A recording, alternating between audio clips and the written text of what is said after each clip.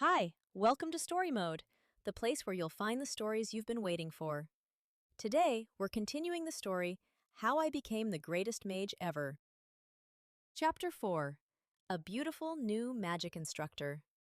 After returning to their aunt's house with Bella and finishing dinner, Bryan was about to resume practicing his lighting magic in his room. However, the moment he attempted to practice control using his usual methods, a sharp, splitting headache struck him. It felt like pulling 3 all-nighters in a row, playing games like League of Legends, like his entire body was on the verge of collapsing. What the hell is going on? A wave of mental exhaustion crashed over him, overwhelming and suffocating. Is this because I used the lightning seal twice today? Did I seriously drain that much energy? You've got to be kidding me. Even counting the incomplete cast on the bus, he had only used the lightning seal twice. And yet, his mana was completely exhausted.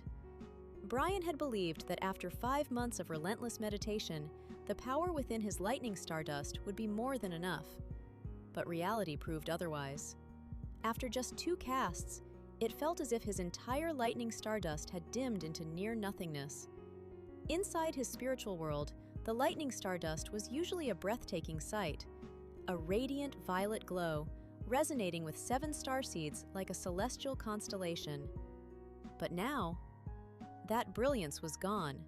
The entire cluster had faded, its light swallowed by a heavy, lifeless gloom. For a moment, Bryan felt a surge of panic. However, as he forced himself to calm down and simply rest, a faint shimmer appeared. The lightning stardust was slowly beginning to recover. No wonder our homeroom teacher, Mr. Martin, constantly tells us that although constantly practicing is important, but be sure to take breaks and not pushing it too far. Bryan understands it now. If you're out of mana, you're no different from an ordinary person. Oh well, that's enough for today. I need to get some sleep, and fast, or else I'm seriously going to faint. The next day, Bryan climbed out of bed, feeling completely refreshed and full of energy. Bella was such a lovely little sister. Even though it was far past noon, she let him rest and didn't bother to wake him up. As soon as Bryan woke up, he skillfully entered a state of meditative cultivation. He checked his stardust. He found that it had regained and would soon be fully restored. I still shouldn't expose my lighting elements to anyone else, or else it might bring me trouble. It looks like I really need to cultivate my fire element as well. That way I'll have something to use in front of others. Bryan pondered this thought while brushing his teeth.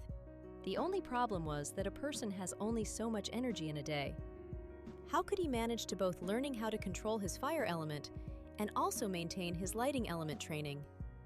The reason Bryan had been able to successfully manifest his lightning element abilities within just 5 months was precisely because he had devoted every single moment of his cultivation time to it. The annual magic assessment is still about 6 months away. If I wish to avoid revealing my lightning element powers prematurely, I must devote my entire focus to cultivating the fire element throughout the upcoming semester, specifically to mastering its introductory level skills. However, doing so implies that the growth of my lightning element stardust will have to be delayed for half a year. Without engaging in meditation, a stardust will not simply grow stronger out of thin air. Bryan mapped out a brief plan for his upcoming meditation sessions. Given that the annual assessment was still roughly 6 months away, Bryan decided to allocate the 10 hours of daily meditation he could currently sustain. 8 hours would be dedicated to cultivating the fire element, while the remaining 2 hours would be spent nurturing the lightning element. This approach meant that his progress in the lightning element might be slow, but it would nonetheless allow him to maintain a certain level of proficiency in controlling it. Devoting 8 hours a day to studying the fire element was, for other students, who were limited to a mere 5 hours of meditation in total, was an exceptionally privileged advantage. Around dinner time, his Aunt Brooke Lambert returned home from work. Aunt Brooke was an utmost ordinary woman with a very kind heart. "So Bryan, you've come to visit. I heard from your dad that you've been devoting yourself to cultivation at Skybird Magic High School. You really need to give it all your effort. If you manage to become a novice mage, it will truly bring glory to our entire family," Brooke said. bringing glory to the entire family just by becoming a novice mage? Just how many generations of poverty had his ancestors endured anyway? Sigh. He wondered if he could even be considered one himself at this point. "Where's Uncle? I haven't seen him around," Bryan asked. "He went into the mountains to deliver supplies to those hunters. I really just don't get it. He's nothing but an ordinary man. Where does he find the nerve to venture into the mountains like that? If he were to run into a demon beast, wouldn't it just swallow him?" their aunt complained. "Aren't demon beasts supposed to inhabit the primeval forests far away from our cities?" Bryan remarked. Unlike the world he was familiar with, the lands beyond the cities in this magical world were teeming with demon beasts, creatures that posed a grave threat to human life. It wasn't just ordinary people who wouldn't dare to set foot in such places. Even mages frequently met their demise there. "What do you mean? Didn't you see the warning issued by the Hunter Alliance? Monsters have been running rampant lately. There have been frequent sightings of them just outside our city. They specifically warned us, ordinary citizens, not to venture beyond the safety of the city's protective boundaries," Brooke said. "Surely it's not that exaggerated," Bryan chuckled. Although Bryan was a newcomer to the city, he had certainly read his fair share of books. Generally speaking, monsters tended to steer clear of human settlements. Furthermore, major renowned organizations, such as the Magic Association, the Hunter Alliance, and the Great Magical Clans, conducted regular patrols and sweeps to ensure the safety and security of the city's inhabitants. "Oh, you've just read yourself into a stupor. Just think about it. What mayor wouldn't want their city to appear peaceful and prosperous? Even if monsters were to invade, they'd likely claim everything was under control just to prevent mass panic. The truth is, there have always been monsters lurking near our city. In fact, some even exist within the city itself. It's just that we ordinary folks never get to see them," Brooke said, lowering her voice to a whisper. Bryan listened, dumbfounded, though he still managed a strained smile. "Auntie, aren't you being a bit alarmist?" "Fine, so you still don't believe me, you little rascal. In that case, let me tell you a true story, and I mean a true story. Don't go saying your auntie here just loves gossiping about this and that. You know that I work in the hospital's logistics department, right?" "Yeah," Bryan nodded. Fortunately, Auntie Brooke didn't mention which hospital she worked at. Otherwise, Bryan would have felt a fresh wave of exasperation. "One night, I went to deliver some wound dressings to the doctor. It turned out there was someone in the operating room. He seemed to be a healing mage, who absolutely chewed out Dr. Vincent. He said, 'Even if you're just a healing apprentice, you shouldn't be so dim-witted that you can't even distinguish between swamp toxins and water toxins. Furthermore, these patients look so dazed and vacant precisely because they've fallen under some sort of evil bewitchment. Go on, get out of here. Stop getting in the way and go find the Hunter Alliance immediately. You need to track down that evil-eyed swamp demon. Otherwise, even more people in this district are going to end up dead.'" Brooke leaned in close, recounting the story to Bryan in a hushed, extremely cautious tone. Seeing the look on his aunt's face, Bryan got the distinct impression that she wasn't just making the story up. Could it be that demons really are lurking near the city? Or perhaps even within it? That would be absolutely terrifying. Demons are essentially human-eating monsters. If you ever cross paths with one, death is virtually guaranteed. "Uncle won't be in any trouble, will he? Running off into the mountains like that?" Bryan asked. "Who knows? They've already issued a low-level alert outside the city, warning citizens not to venture recklessly into the deep wilderness. But he insisted that a team of hunters had run low on supplies while tracking a one-eyed demon wolf, and that he had to deliver the provisions personally. He's just a logistics guy, yet he has the nerve to take on such a life-threatening job. And your dad is just as bad. No matter how much I tried to talk him out of it, he wouldn't listen," Brooke said. "My dad went too?" Bryan's expression changed instantly. "He did. He claimed the price they offered was exceptionally high. Those two, it's the kind of job even apprentice mages wouldn't dare touch, yet those two, mere ordinary men, went right ahead and took it. If nothing happens, fine. But if they actually run into trouble out there, what on earth are the rest of us supposed to do? Brooke lamented. Auntie, you really don't need to worry. They've considered and weighed the risks themselves, and basically, nothing is going to happen to them. They're only delivering supplies to a designated outpost. The entire route from the city gates to that outer station falls within a safe zone. Bella interjected from the side. Regardless, I still wish the two of them would just stick to doing their procurement work safely inside the city. I just can't feel at ease knowing they're venturing outside the walls, Brooke grumbled once more. Listening to their aunt's complaints, Bryan felt a pang of unease in his heart. For the past 6 months, his father, Bryce Lambert, hadn't been visiting him at school.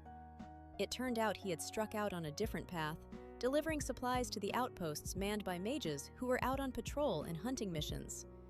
Compared to his previous job handling logistical procurement for the wealthy, this line of work indeed carried a certain degree of danger. Bryan didn't waste any time during the entire winter break. After spending a few days at his aunt's house, he returned to the library at Skybird High School. The library held a wealth of knowledge he needed to learn, specifically the information regarding the Dark Church, which he had previously overlooked. Only after conducting some research did Bryan truly grasp the nature of the Dark Church. These individuals were akin to a terrorist organization or a massive cult. They frequently engaged in acts that jeopardized public safety, and to achieve their twisted objectives, they would even go so far as to use living human beings as tools for their cultivation. Naturally, the state showed absolutely no mercy toward such heinous, deranged acts. Throughout that entire month, Bryan devoted himself wholeheartedly to meditative cultivation. Having realized that his lightning stardust would become depleted and dim after casting merely 2 lightning seal spells, Bryan gained an even deeper appreciation for the critical importance of meditation. Consequently, for the entire month, no matter how strong the temptation was to cast the fire element spell, Fire Burn, Bryan refrained from casually engaging with his fire element stars. He understood that he first had to lay a rock-solid foundation. When one devotes their entire focus to meditation, making it a daily habit, time seems to fly by in an instant. And just like that, the new school semester was about to begin. Inside the library, Bryan brushed the cobwebs off his clothes, ready to welcome a new semester of magic. Striding into the classroom with high spirits, Bryan took his usual seat in the very last row. Huh? Something felt off today. Bryan glanced at Avery, who was sitting beside him, and noticed that his expression seemed, well, wrong. Usually, his eyes darted around like those of a curious little monkey, quick, lively, and full of mischief. He would invariably launch into a rambling monologue right before class, excitedly recounting everything he had seen and heard over the past few days. But today? His eyes were vacant, his mouth hung slightly agape, and he wore a look of utterly inexplicable rapture as he stared straight ahead. Looking around, Bryan saw that many other students were acting exactly the same way as Avery. It was as if they were worried about something. Damn it! Could Aunt Brooke actually have been right? Is there really an evil eye demon lurking in the city? And have all these guys fallen victim? Good morning, students. Your magic practice instructor has fallen ill and is currently recuperating at home. Starting today, I will be taking over your magic practice classes. My name is Tina Young. A voice, mature yet infused with a certain bright, radiant charm, drifted across the room. Bryan, who was still half drowsy, was suddenly jolted wide awake by the sound of a mature woman's voice, a melody of pure allure and sensuality, as refreshing as a spring breeze. He looked up, following the sound to its source, and his gaze went blank. His expression became utterly entranced. Holy hell! Forget about those evil-eyed demon, their new teacher, is like a beautiful angel catching all the students' eyes. Given that you all awakened only 6 months ago, and not a single one of you is yet capable of casting actual magic, I want you to understand something. Possessing immense power does not automatically mean you know how to wield it effectively. If you fail to properly control your own strength, you may end up destroying yourself. Teacher Tina quickly shifted into full lecture mode. Her initially serious and solemn demeanor had actually snapped quite a few of the students back to attention. The entire morning was dedicated to practical magic training. After covering the theoretical portion, Teacher Tina led the class out to the training grounds to personally demonstrate the fundamental elements of spellcasting. Naturally, the school's training grounds were not intended for mere calisthenics. In reality, these grounds served as a dedicated practice arena. They were partitioned into several distinct zones by a type of magical barrier that Bryan did not yet understand. Any stray magical energy that leaked out would be absorbed by these invisible shields, thereby preventing accidental injury to students who had not yet developed any defensive capabilities. Watch closely. Today, I will be demonstrating a basic tier fire element spell for you all. Fire burn! Teacher Tina announced, standing at the very center of the assembled class. All the students gathered in a semicircle, fanning out behind their teacher. Fire! It's a fire element spell. Bryan, you might want to wipe the drool off your chin. It's your elemental affinity we're talking about here. Who would have thought that the gentle and virtuous-looking teacher Tina Young would actually be a fire mage? Avery nudged Bryan, who was standing right beside him. Oh, right. I was just thinking about how I wanted to learn that. Bryan finally snapped back to reality. Their teacher Tina stood motionless, maintaining a remarkably upright posture. You must stay calm. You must be tranquil. You must be focused. Even now, as I speak to you, my mind remains entirely concentrated within my fire star dust, Tina instructed. Her voice reached the ears of every student present. Just as they began to perceive her standing there, still and motionless, like a statue, suddenly her hair began to slightly move.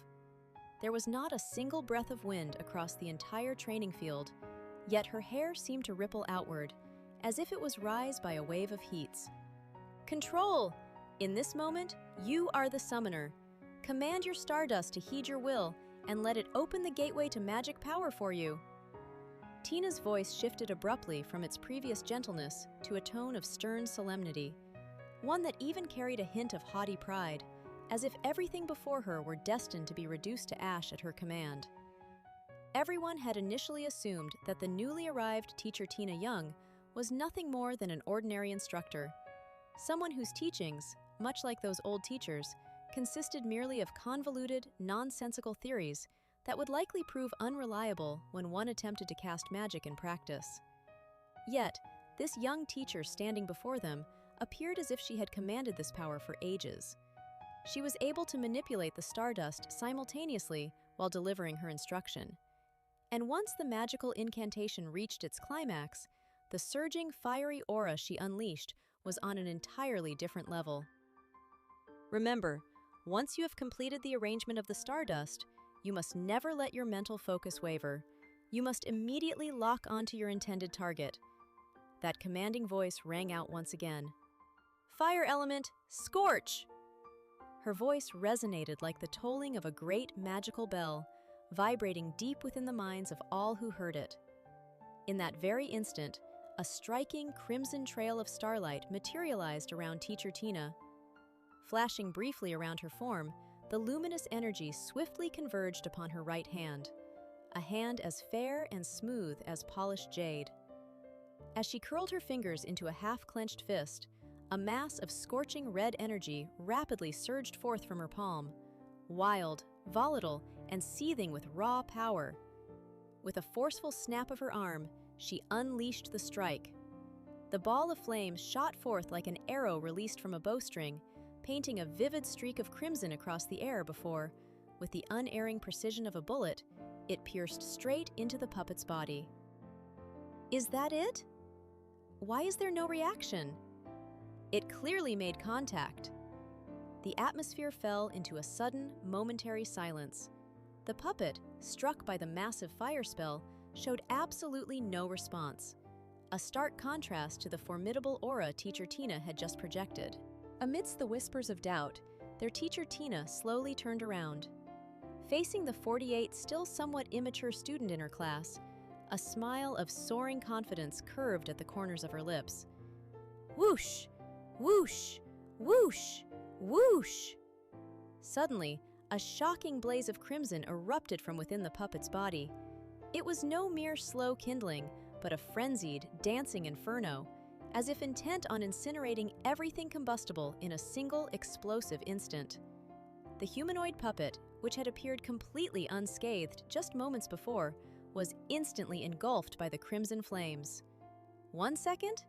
Or perhaps 2? The flames one usually sees merely dance and flicker, yet these flames, they devoured like a ravenous beast. In less than 2 seconds, the entire humanoid wooden dummy was consumed completely, leaving not a trace behind. All 48 students in the class were left utterly shocked. Bryan did not know what emotions stirred within the others, but he could feel his own heart pounding furiously in his chest. It was not merely that this teacher was a seductive stunner. Rather, it was the soaring confidence and commanding nobility she exuded while wielding the power of fire, qualities that made his blood surge with a potent mix of adoration, infatuation, and awe. Bryan was completely captivated by her aura. Both were instructors for the practical magic course, yet the magic conjured by their old teacher was completely lifeless, so most of the time it nearly lulled the students to sleep. The magic demonstrated by Miss Young, however, was an image etched forever into their memories, a spectacle that left their hearts reeling, the shock and awe lingering long after the moment had passed. They simply weren't on the same level. All right then, which of you in this class are fire element students? Let me make a note of you. Miss Young seemed to regard the students' adoring gazes as nothing out of the ordinary as she calmly proceeded with her lesson. I'm a fire element user. A girl with a distinct air of spirited boldness about her was the first to step forward, none other than Sophie Larson, the student who gained a ton of attention during the opening ceremony, the girl that awakened fire element. Sophie's eyes remained fixed unblinkingly upon Miss Young. After witnessing her casting that fire spell, she couldn't remain calm. Sophie's mother was also a teacher, yet she could say with absolute certainty that her own mother could never reach the degree of their new teacher, Miss Young. I am! And me too, Miss Young! I'm a fire mage! A few other students who had awakened fire element leaped forward. Just look at the look of sheer excitement on their face. After all, if your practical magic instructor happened to belong to the same elemental affinity as you, you were practically guaranteed to receive special, personalized tutoring. Are there any others? Miss Young gazed across the field. Only 3 fire element users in the entire class? That seemed a bit on the low side. Judging by their auras, it seemed that only the girl named Sophie possessed superior talent, and her progress in cultivation was quite impressive as well. And me, my name is Bryan Lambert. Snapping back to reality, Bryan stepped forward from the crowd,